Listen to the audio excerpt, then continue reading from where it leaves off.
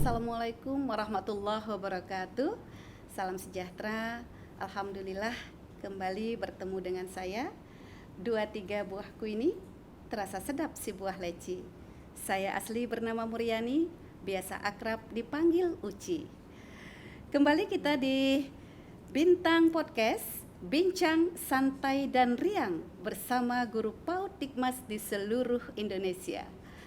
Sahabat guru PAUD Dikmas di seluruh Indonesia yang berbahagia, pada kesempatan ini kita akan bertemu dengan narasumber kita, Ibu Astati. Beliau adalah Kepala PKBM Bestari Jombang. Dalam hal ini, beliau akan mengupas topik yang cukup hangat di dunia pendidikan, yaitu strategi bijak menghentikan perundungan atau bullying.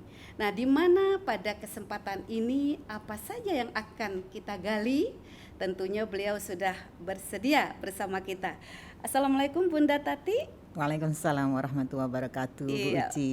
Bagaimana kabarnya Ibu? Baik, alhamdulillah. Alhamdulillah, tampak ceria ya Bu. Terima kasih. Iya, siap berbagi tentunya. Ya, siap. Luar biasa. Terima kasih Bunda Tati. Pada kesempatan ini ada beberapa tentunya pertanyaan yang sedang menggeliat di permukaan dunia pendidikan terkait dengan perundungan ya Bunda. Ya. Nah, bagaimana selama ini yang Bunda ketahui, apa sih sebenarnya yang dimaksud dengan perundungan itu khusus di pendidikan PAUD dan Dikmas? Apa yang Bunda pahami, apa yang Bunda ketahui, barangkali mungkin informasi-informasi terkini yang perlu kita bawa agar pendidik PAUD dan Dikmas kita di seluruh Indonesia juga mengetahuinya. Ya, baik Bunda Tati, pada kesempatan ini kita bicara tentang strategi bijak menghentikan perundungan. Nah, menurut Bunda, apa yang dimaksud dengan perundungan khususnya di lingkungan sekolah, baik itu PAUD dan Dikmas, yang barangkali dari pengalaman ya semasa Bunda menjadi kepala PKBM tentunya ya Bun. Ya, silakan Bun. Ya, terima kasih. Sebelum saya memaparkan tentang perundungan dan identifikasi serta definisinya, khalayak perlu tahu bahwa perundungan ini adalah salah satu dari 3 dosa besar pendidikan. Antara lain adalah ada intoleransi, ada kekerasan seksual, dan saat ini yang kita bahas adalah tentang perundungan atau bullying. Bullying itu sendiri adalah kalau didefinisikan secara tekstual ya, secara kontekstual maksud saya Bu, adalah hal-hal sikap maupun kata-kata yang membuat orang lain menjadi tidak nyaman, menjadi insecure gitu ya. Nah, seperti itu. Contohnya mungkin bullying sesama teman sekolah.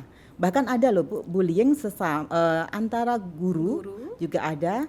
Kemudian yang agak memprihatinkan itu kalau bullying itu guru memperlakukan kepada peserta didiknya. Iya. Oke, baik. Nah, dari contoh-contoh yang Bunda sampaikan tadi, tentunya sangat memprihatinkan.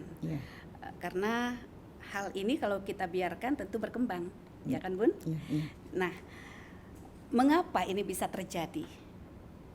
Dari hasil survei barangkali atau ada data-data tertentu yang bisa menjadikan bukti nyata bahwa hal ini terjadi disebabkan beberapa faktor, misalkan terutama yang terjadi di keluarga, kemudian di lingkungan terdekat, kemudian di lingkungan sekolah itu sendiri. Nah, mungkin Bunda bisa berbagi apa sih?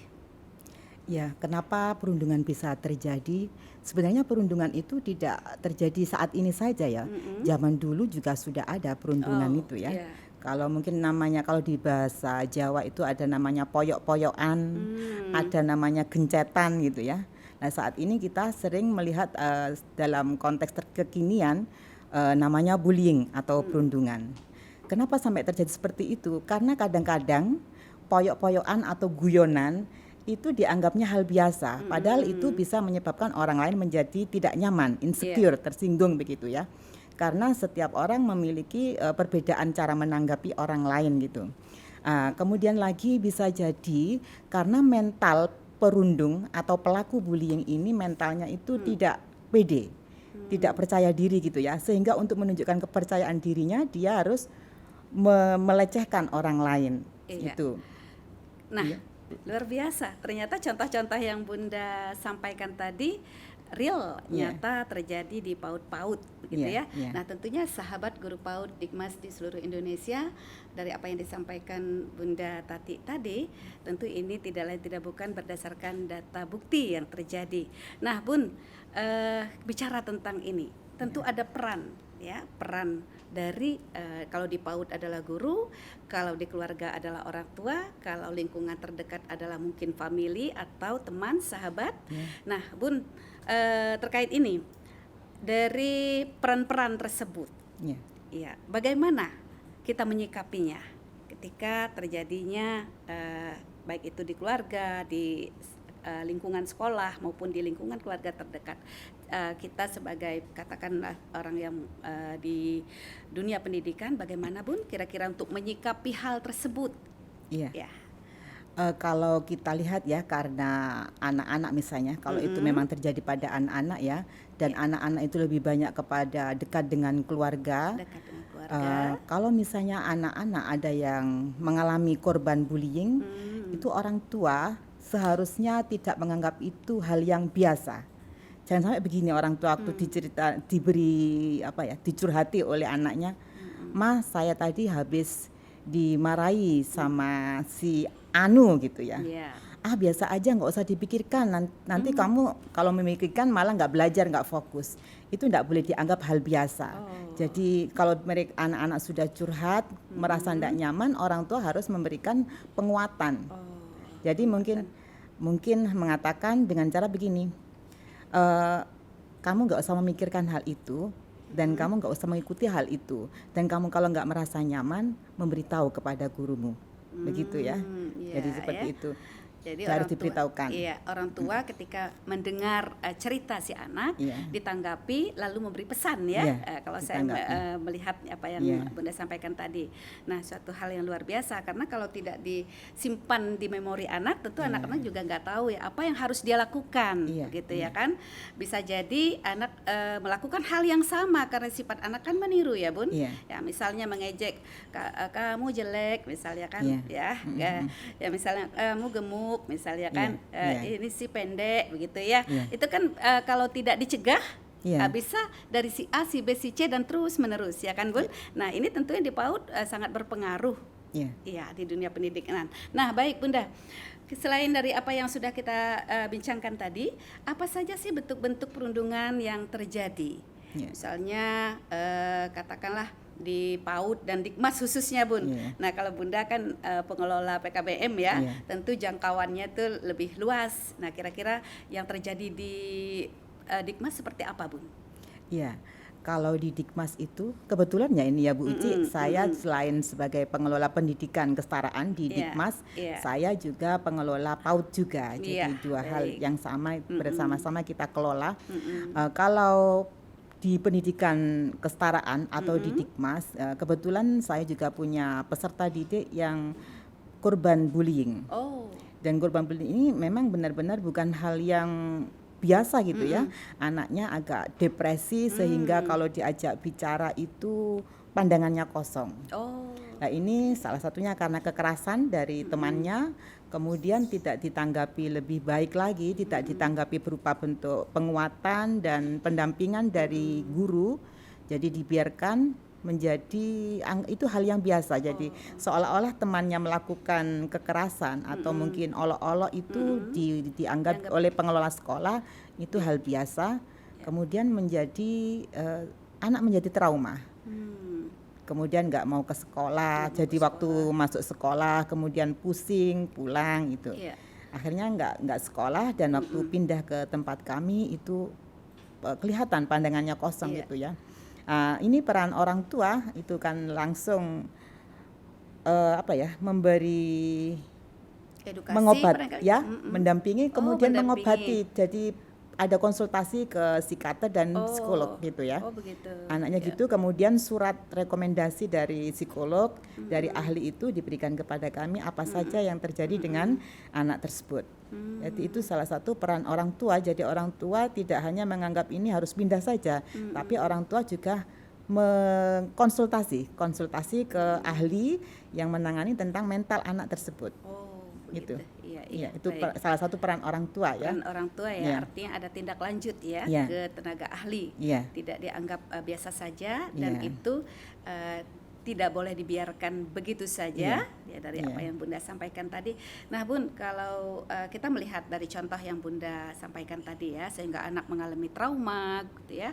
Kemudian jauh dari teman-teman begitu ya. Terus dari pihak sekolah itu sendiri, Bun, kira-kira apa saja sih yang dilakukan Iya. baik itu kepada si anak, orang tua tadi misalnya, terus tindak lanjutnya itu seperti apa, Bun? Apakah hanya sebatas terkait dengan tenaga ahli atau sampai anak memang kembali seperti biasa? Dari pengalaman Bunda bagaimana? Iya. Untuk peran sekolah agar tidak terjadi bullying di lingkungan sekolah, sekolah tentunya harus menerapkan konsep-konsep sekolah ramah anak. Sekolah Seperti ramah itu. Jadi anak sekolah ya. ramah anak itu tidak melihat anak dari kekurangannya. Jadi anak itu semua dilihat, kalau berprestasi dia akan diberi poin A misalnya atau 2 poin. Kalau misalnya dia itu memberikan bantuan kepada temannya, poinnya 3. Kalau selama ini, karena kita ketahui selama ini beberapa sekolah itu menertibkan peserta didiknya itu dengan cara kalau dia datang terlambat poinnya 2. Kalau dia sering melanggar peraturan sekolah poinnya 3. Itu kan yang diunggulkan, yang ditonjolkan adalah kekurangan anak. Tapi sekarang dibalik. Iya. Kembali Bunda Tati, tadi kita sudah membahas tentang perundungan di awal. Nah, tentunya ada kaitannya dengan bentuk-bentuk perundungan itu sendiri. Dari yang Bunda ketahui, pengalaman barangkali ya sebagai Kepala PKBM tentunya berkecimpung langsung ya dengan hal-hal demikian. Khususnya di Satuan Pendidikan PAUD dan Dikmas itu sendiri, Bun. Bagaimana sih bentuk-bentuknya? Tadi kan di awal juga Bunda sempat menyebut yang dari segi verbal, non verbal, kemudian dan pelaku itu sendiri. Ya. Gimana, Bun? Iya, kalau perundungan yang bersifat verbal itu ngomong gitu ya. Ngomong bicara, misalnya ada hidungnya pesek terus manggilnya pesek gitu kan ya. Itu kan juga termasuk body shaming ya, pelabelan yang nggak bagus. Kemudian salah satu kekerasan kekerasan verbal itu contohnya misalnya guru ini mungkin merasa capek gitu ya mengajar, kok dijelaskan nggak bisa gitu ya, sehingga anak ini kamu sendiri yang nggak bisa di kelas ini ya, coba belajar yang giat lagi gitu ya. Dan itu dikatakan di depan teman-teman gitu ya. Meskipun tidak dikatakan di depan teman-teman, kalau guru itu melakukan hal itu juga bagian dari membuat peserta didik merasa insecure, tidak nyaman gitu ya dengan apa yang disampaikan guru. Guru mestinya bisa melindungi karena pengganti orang tua di rumah, mestinya membuat peserta didik menjadi nyaman. Tapi karena gara-gara perkataannya itu malah peserta didik tidak nyaman belajar, ini juga bagian dari perundungan secara verbal gitu ya. Dan kemudian ada bentuk perilaku non verbal. Misalnya adalah langsung misalnya memukul gitu ya, memukul atau mungkin menepuk kepala. Kadang itu ada ya, anak-anak di situ nggak mau ditepuk kepalanya ini karena merasa ini tidak dihormati ya, harga dirinya tidak dihormati itu. Misalnya cuma dijundu gini, itu kadang juga anak-anak menjadi insecure. Ini juga bagian dari perilaku bullying. Apalagi jundunya, ini namanya jundu kalau saya Bu Uci, kalau di daerah saya memang jundu. Jundu ini di depan teman-temannya itu. Anak menjadi malu kan gitu ya, menjadi tidak percaya diri. Ini juga yang secara kontekstual yang terjadi di lingkungan yang saya ketahui itu anak menjadi tidak nyaman. Berarti ini adalah perundungan. Sampai orang tuanya ada juga yang telepon gitu ya. Bu, anak saya habis dijundu gitu. Ada juga yang seperti habis dijundu sama Bu ini gitu. Padahal itu mungkin menurutnya dilus diusap kepalanya, tapi ada kesannya mungkin menjundu gitu. Sampai itu diceritakan kepada orang tuanya. Nah, ini kalau orang tua sudah dicurhati oleh anaknya seperti itu, orang tua juga tidak boleh menganggap ini hal yang biasa saja. Harus ditanggapi, harus didengarkan. Kemudian kalau sampai membuat dia menjadi ada perubahan perilaku tidak seperti biasanya, berarti orang tua mungkin perlu berkomunikasi ya, komunikasi dengan sekolah, Iya. dengan guru yang paling dekat, misalnya wali kelasnya, seperti itu. Kemudian kalau sampai terjadi perubahan perilaku, mungkin menjadi murung, menjadi tidak semangat dalam melaksanakan aktivitas, Iya. ini juga perlu membutuhkan ahli, Iya. misalnya psikolog atau psikiater untuk mengatasi hal ini. Karena memang perundungan itu bahaya ya, karena memang ada yang sampai trauma. Seperti itu. Oh iya. Nah, tadi dari contoh yang Bunda Tati sampaikan terkait dengan yang berbentuk verbal, Iya. ada juga kita pernah melihat ya, misalnya selain dengan ucapan begitu ya, Iya. terus dengan fisiknya juga Iya, ya, iya. bodoh begitu ya, Iya, iya. itu juga yang tidak boleh dibiasakan ya, karena Iya. memang anak-anak sekarang kalau tidak dikontrol, kalau tidak kita awasi, segala sesuatu itu bisa saja kebablasan, menjadi Iya. suatu kebiasaan. Iya. Iya, baik. Benar Bunda ya, dari contoh-contoh yang Bunda sampaikan tadi cukup menarik ya, Iya. karena memang itu real ada di lingkungan sekolah maupun lingkungan rumah, bahkan di lingkungan di sekitarnya. Baik Bunda Tati, kita merujuk ke pertanyaan berikutnya. Iya. Dari contoh-contoh yang sudah kita bahas tadi, tentu ada yang lebih menarik ya kan? Apa sesungguhnya yang menjadi penyebab perundungan itu sendiri, Bun? Karena tentunya tidak mungkin segala sesuatu terjadi kalau tidak ada sebab, begitu ya kan? Nah, kira-kira menurut Bunda bagaimana? Iya. Pertama, perundungan bisa terjadi karena memang ada bentukan akhlak yang belum diawasi dengan baik ya, baik oleh orang tua maupun guru. Akhlak ini mungkin anak biasa melakukan pelabelan, suka mengolok-olok, dan itu dibiarkan. Ini juga menjadi hal yang pertama yang harus diawasi oleh guru dan orang tua. Ada apa ini anak kok suka mengolok gitu ya. Jadi guru dan orang tua seharusnya memberikan arahan bahwa hal itu adalah tidak baik dilakukan. Jadi ada bentukan-bentukan mungkin meniru lingkungannya gitu ya. Kemudian juga tidak punya rasa simpati kepada teman, kurangnya menghargai teman gitu ya. Jadi kalau saat ini kalau di sekolah saya membuat tampilan TikTok gitu ya, bahwa teman yang baik adalah suka menghargai temannya, kemudian mengapresiasi prestasi teman, menutupi aib temannya, tidak mengolok-olok. Itu saya sebagai guru mempunyai peran untuk mengkampanyekan anti bullying seperti itu dengan cara TikTok begitu ya. Itu peran saya kalau yang saya lakukan selama ini. Kemudian hal lain yang penyebab kenapa anak-anak atau mungkin warga sekolah melakukan bullying itu karena mereka itu mungkin minder. Minder itu gini, biar saya itu kelihatan lebih baik dari yang lainnya, maka saya harus menjatuhkan yang lainnya. Itu ada juga yang terjadi begitu. Tidak bisa misalnya tidak punya capaian prestasi, kemudian gitu aja kok kamu banggakan sih, padahal dirinya sendiri nggak punya karya. Nah ini maka itu kita biasakan untuk membangun percaya diri pada peserta didik kita dengan cara menunjukkan bahwa kamu punya kelebihan ini. Meskipun teman kalian punya kelebihan A, kamu punya kelebihan B gitu. Jadi kita bangun self confident ya dengan adanya bahwa setiap anak itu memiliki keistimewaan. Setiap pribadi memiliki keistimewaan sehingga tidak perlu inferior, tidak perlu merasa minder gitu ya. Itu yang kita lakukan di sekolah untuk menghadapi peserta didik atau warga sekolah yang tidak percaya diri dan akibatnya menjatuhkan orang lain, mengolok-olok orang lain. Kemudian juga adanya perundungan ini terjadi karena tiru.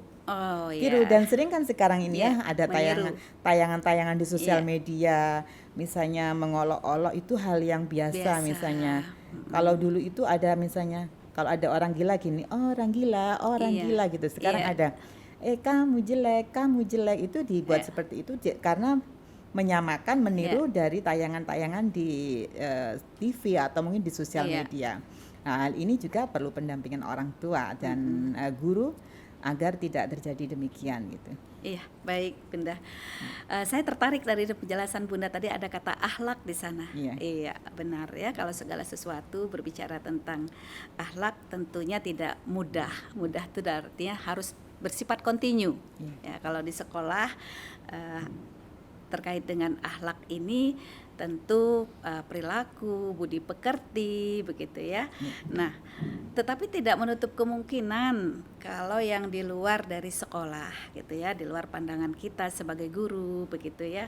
Kemudian pandangan dari orang tua yang kesehariannya mungkin fokus pada pekerjaannya, menitipkan anak ini suatu sekolah dengan harapan anaknya di sana baik-baik saja begitu ya Bun. Nah, dari yang Bunda sampaikan tadi ada tanda pesan di sana cukup menarik, yaitu adalah akhlak gitu ya. Oke, baik Bunda. Nah, selanjutnya kita bicara tentang bagaimana sih sebetulnya cara mengatasi perundungan ini agar ini tidak terjadi khususnya di satuan PAUD dan Dikmas itu sendiri Bun. Kira-kira apa sih yang sudah dilakukan baik dari Bunda sendiri atau dari pemerintah yang sedang digaungkan sekarang ini? Kira-kira bagaimana Bun? Ya, terima kasih. Dari saya selaku pengelola sekolah, saya selalu mengingat-ingat memberikan berusaha menerapkan konsep sekolah ramah anak. Iya, oke. Gitu ya. Selama ini kita ketahui sering beberapa sekolah itu mendisiplinkan peserta didiknya itu dengan cara membuat daftar hitam gitu ya. Catatan hitam, blacklist bagi anak-anak misalnya terlambat sekolah poinnya 1. Merokok poinnya 2 gitu. Kita balik sekarang, anak-anak yang berprestasi misalnya membantu guru itu poinnya 1. Menemani teman yang misalnya tidak bisa berangkat ke sekolah gonceng gitu ya, bonceng temannya itu poinnya 2. Jadi hal-hal yang baik yang kita keluarkan gitu ya, yang kita apresiasi. Hal-hal yang tidak baik itu kita lakukan pendekatan seperti itu.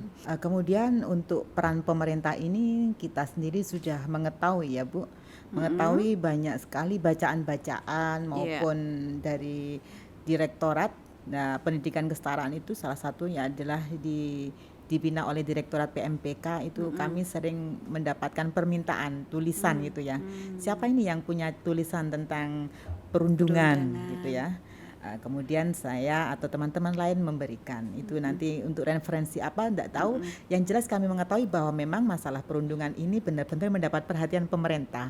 Saya juga pernah melihat dari Puspeka itu juga ada misalnya tayangan tentang perundungan. Jadi kayak sepertinya perempuan itu nggak layak untuk belajar matematika gitu kan. Padahal ternyata profesor yang mengajar mahasiswa itu seorang perempuan gitu. Itu juga ada dari Puspeka untuk menunjukkan perhatiannya tentang perundungan itu agar tidak terjadi gitu ya. Iya, itu saya lihat seperti itu. Iya, benar. Apa yang Bunda sampaikan tadi bahwa perhatian pemerintah itu luar biasa. Iya, luar biasa. Ya. Baik Bunda.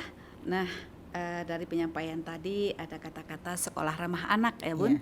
Sekarang di seluruh Indonesia kita melihat bahwa mulai dari PAUD, SD, SMP, Dikmas begitu ya, sekolah ramah anak begitu ya. Kemudian sekolah menuju ramah anak begitu juga ya. Itu adalah salah satu upaya pemerintah tentunya agar sekolah-sekolah itu tidak lagi terjadinya perundungan begitu ya. Seperti yang Bunda sampaikan itu bukti nyata di lapangan bahwa benar program ini berjalan dengan lancar ya. Baik Bunda. Nah, dari penjelasan tadi tentu kita ingin tahu mengapa sih perundungan itu terjadi pada anak dan remaja Bun. Nah, kalau udah bicara tentang anak dan remaja tentu anak usia dini, kemudian anak yang ada di pendidikan masyarakat ya, yang luas gitu ya, yang Bunda sampaikan sekilas tadi, itu mengapa Bun?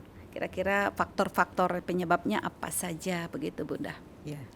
Penyebabnya karena itu tadi ya, ada hal merasa tidak punya keistimewaan, kemudian menjatuhkan yang lain, kemudian merasa dirinya lebih pintar, kemudian mengolok-olok yang tidak bisa. Ini saya menceritakan tentang pengalaman ya Bu ya. Jadi saya tidak melihat secara teori, tapi pengalaman yang saya lihat, yang saya amati itu terjadinya perundungan itu karena ada yang tidak percaya diri atau overconfident gitu ya. Sehingga gampang merendahkan orang lain gitu. Dan yang lebih perlu kita perhatikan karena bisa jadi pelakunya itu akhlaknya kurang baik.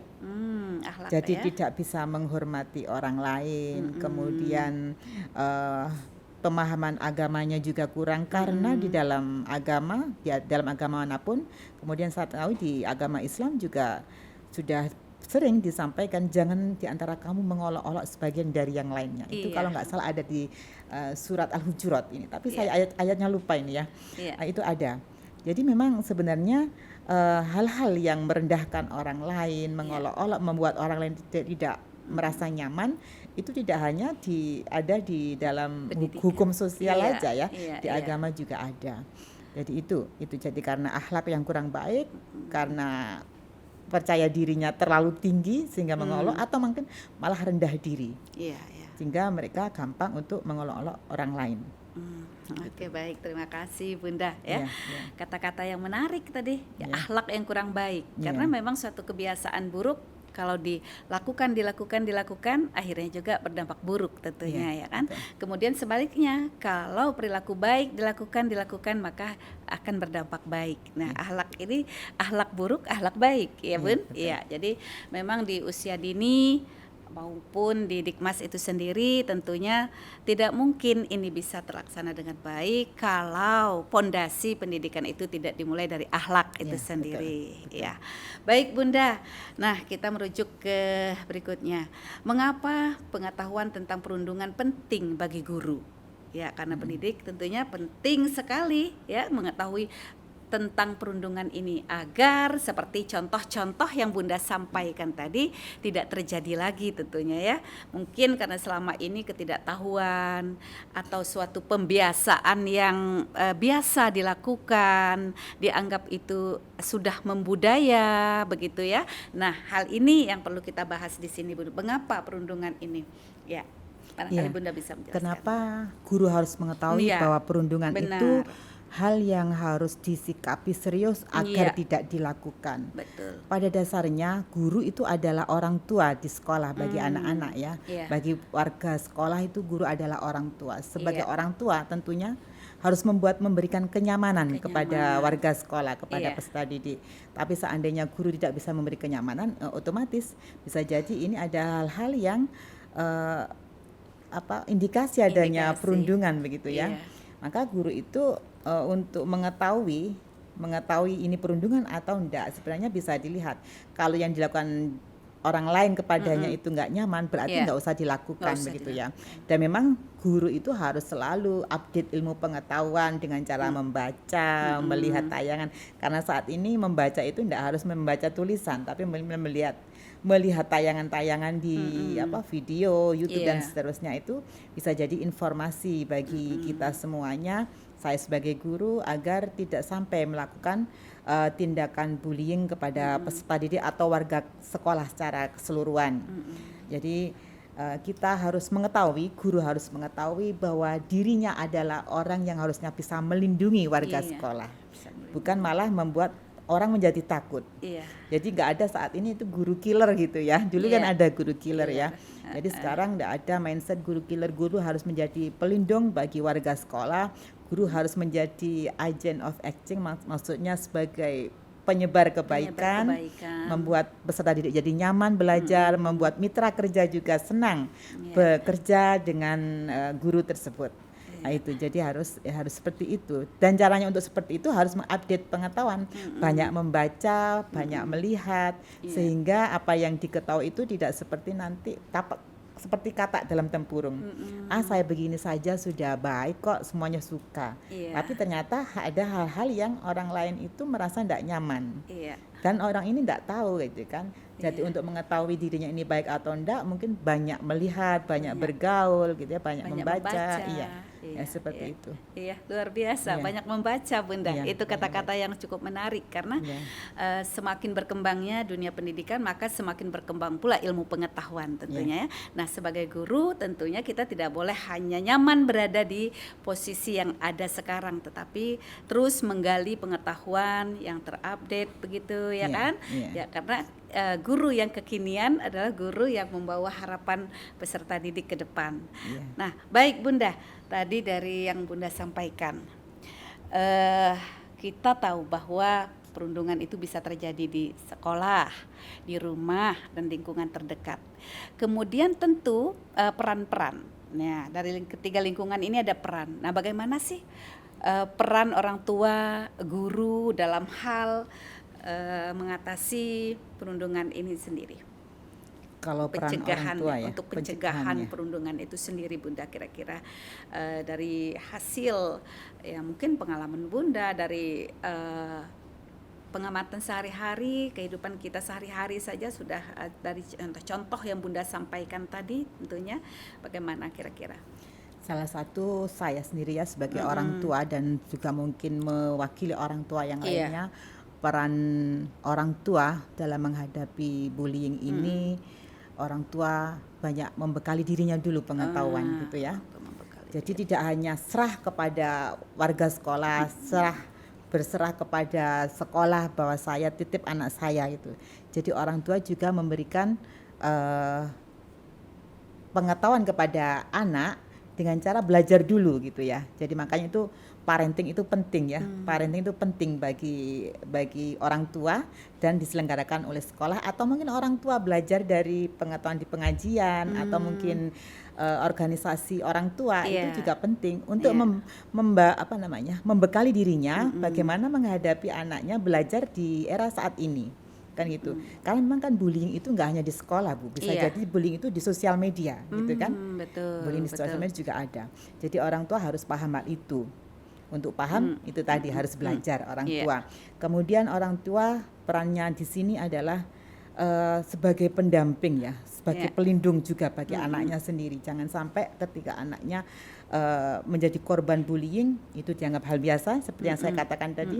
Dan seandainya ya jangan sampai anaknya sendiri menjadi pelaku bullying, ini juga harus segera ditangani ya, karena itu bukan akhlak yang baik. Karena menyebabkan orang lain menjadi tidak nyaman, menyebabkan orang lain menjadi trauma, itu maka orang tua harus memberitahu anak ini nggak baik dan seterusnya. Dan tentunya cara menyampaikan itu tadi orang tua harus punya ilmunya, cara bicara dengan anak itu seperti apa gitu ya. Saya sendiri sering mendengar kalau ada dokter yang mengatakan cara bicara dengan anak laki-laki begini, cara bicara dengan anak perempuan seperti ini. Itu penting ya. Jadi jangan sampai ada seperti itu. Kalau kita lihat ya di beranda sosial media kita ada tayangan tentang pendidikan yang cuma beberapa menit itu harus kita dengarkan, itu harus kita lihat ya. Itu penting bagi kita ya selaku orang tua. Jangan sampai hal-hal seperti itu skip, langsung di scroll gitu ya. Karena kita akan rugi kalau misalnya orang tua tidak paham tentang cara berkomunikasi dengan anak. Itu. Jadi kita itu tidak hanya cara sebagai ibu nggak cara bagaimana mengelola keuangan, tapi bagaimana kita itu ngomong yang tepat kepada anak laki-laki, ngomong yang tepat kepada anak perempuan. Itu penting ya Bu ya. Jadi itu orang tua, sebagai orang tua. Kemudian peran guru dan sekolah. Guru itu tadi harus mendukung program sekolah yang saya katakan tadi, bisa menerapkan konsep sekolah ramah anak. Itu saya kira yang paling utama ya, sekolah ramah anak. Itu akan tercover semua di dalamnya, bagaimana mengatasi bullying, mengatasi kekerasan seksual, mengatasi intoleransi, itu juga dalam satu paket ya di dalam sekolah ramah anak. Seperti itu Bu. Iya, baik, luar biasa Bun ya. Dari apa yang sudah Bunda sampaikan tadi sudah kebayang nih kalau orang tua mampu berkomunikasi dengan anak dan bisa membedakan bagaimana cara berkomunikasi dengan anak perempuan, anak laki-laki, tentunya juga dengan dari segi umur ya Bun. Iya. Karena kan sesuai dengan tahap perkembangan anak, dan terus bahasa yang digunakan yang tepat, yang bisa dicerna oleh anak begitu ya. Karena ketika anak mengadu kata-kata, katakanlah pulang dari sekolah, mama aku dibilang gendut gitu ya, langsung mamanya marah-marah juga kan, akhirnya salah paham. Jadi sama-sama nggak menyelesaikan masalah. Iya, tidak menyelesaikan masalah, tapi bijak Iya. bijak menanggapi apa yang disampaikan oleh anak ya Bun. Iya. Ya luar biasa, yaitu salah satu cara peran orang tua dan sekolah. Kalau sekolah tadi adalah sekolah ramah anak, tentunya dalam hal ini pelayanan ya Bunda. Iya, Iya pelayanannya. Bunda Tati, pelayanan ramah anak itu tidak gampang juga ya bagi seorang guru tentunya, karena ramah bukan hanya sekedar senyum, tapi bagaimana Perlakuan. iya perlakuan tadi seperti yang Bunda katakan, bahwa secara verbal, non verbal, perilaku ya itu adalah bagian-bagian dari perbuatan ramah anak yang harus kita lakukan di sebuah sekolah. Baik Bunda, nah kita sudah tiba di penghujung ini, tapi belum selesai Bun, karena masih ada yang menarik ya untuk kita bahas, yaitu apa sih himbauan Bunda pada guru ya, khususnya guru PAUD dan Dikmas ini, agar di sekolah khususnya di lembaga itu tidak terjadi, selain dari kita sudah mewujudkan sekolah ramah anak, tetapi setiap guru kan punya karakteristik individual juga kan Bunda. Iya. Nah kira-kira seperti apa himbauan Bunda untuk guru PAUD dan Dikmas di seluruh Indonesia tercinta? Iya. Kepada semua guru PAUD Dikmas di seluruh Indonesia, saya juga sebagai guru PAUD dan Dikmas, kita semuanya saling mengingat ya. Saya mengajak kepada semua guru PAUD dan Dikmas, guru PAUD dan Dikmas di seluruh Indonesia, kiranya kita benar-benar merasa sebagai salah satu tokoh di dunia pendidikan yang diharapkan oleh masyarakat bisa selain mentransfer ilmu pengetahuan, kita juga menjadi tokoh, menjadi pelaku pendidikan, praktisi pendidikan yang membuat warga masyarakat nyaman belajar bersama kita. Dengan cara bagaimana? Mari kita bersama-sama menyampaikan cara ngomong kepada peserta didik kita dengan warga sekolah dengan santun, menggunakan redaksi perkataan yang baik. Jangan sampai menyinggung orang lain, jangan sampai menyinggung peserta didik kita. Kemudian kita biasakan melihat kelebihan orang lain sebagai sesuatu yang membuat kita juga bangga. Jangan kebalik, kita menjadi iri gitu ya. Jadikan prestasi orang lain menjadi motivasi bagi kita. Prestasi anak kita adalah kebanggaan kita. Prestasi murid kita adalah kebanggaan kita. Kalau misalnya ada yang tidak berprestasi, mari kita sama-sama melakukan pendampingan yang baik sehingga anak-anak merasa dirinya nyaman belajar bersama kita sebagai guru PAUD Dikmas. Iya, luar biasa. Nah, itu tadi pesan khusus untuk guru PAUD dan Dikmas. Nah, kalau terkait dengan orang tua bagaimana Bun? Kira-kira pesannya pula. Iya. Kalau untuk orang tua, iya, saya juga orang tua ya. Iya, benar. Jadi saya sendiri, selain saya orang tua, saya juga berpesan pada diri saya dan mengajak semua orang tua di rumah, sahabat PAUD Dikmas, mari kita jangan berhenti untuk belajar. Meskipun kita sibuk apapun, kita bisa belajar. Belajar tidak selalu harus membaca buku full setiap hari. Kita juga bisa belajar melalui mendengarkan, mengikuti komunitas-komunitas parenting, mengikuti menyimak sosial media yang ada kaitannya dengan parenting, sehingga hal itu menjadi input pengetahuan bagi kita bagaimana kita bisa memperlakukan anak kita yang tepat. Jadi tidak asal orang tua saya dulu begini cara menangani anak kita, maka saya tiru. Tidak sama, karena kita memiliki anak-anak yang zamannya berbeda dengan orang tua kita dulu.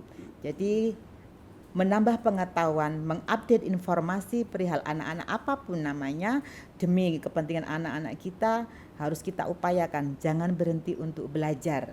Gitu, Bu. Iya, baik, luar biasa Bunda Tati. Nah, pesan untuk guru sudah, pesan untuk orang tua juga sudah ya. Nah, ada kata-kata yang menarik di sana tadi. Kalau orang tua itu setidaknya mampu membekali dirinya. Iya, artinya kalau menggunakan sosial media juga harus benar. Jadi informasi-informasi yang terkait dengan perkembangan anak, komunikasi dengan anak ya, tentunya jangan dianggap biasa saja, tapi perlu menjadi penambahan pengetahuan kita ya Bunda ya. Itu ya yang saya tangkap dari apa yang Bunda sampaikan. Ya baik Bunda Tati, luar biasa ya. Pada kesempatan ini kita membahas tentang perundungan yang Bunda sudah sampaikan mulai saja dari apa itu perundungan, kemudian sampai bagaimana cara kita mengatasinya, kemudian gejalanya, dan bahkan bagaimana pesan-pesan kepada guru PAUD dan Dikmas itu sendiri, dan kemudian bagaimana untuk pesan kepada orang tua, karena ini tidak hanya bisa dilakukan di satuan pendidikan saja. Baik Bunda, di penghujung pertemuan kita ada satu penguatan motivasi untuk kita semua, sahabat guru PAUD Dikmas di seluruh Indonesia. Bersatu melawan perundungan berarti membangun dinding yang kuat untuk melindungi setiap warga sekolah. Ya baik, saya Uci beserta narasumber Ibu Tati mohon undur diri. Wassalamualaikum warahmatullahi wabarakatuh. Waalaikumsalam.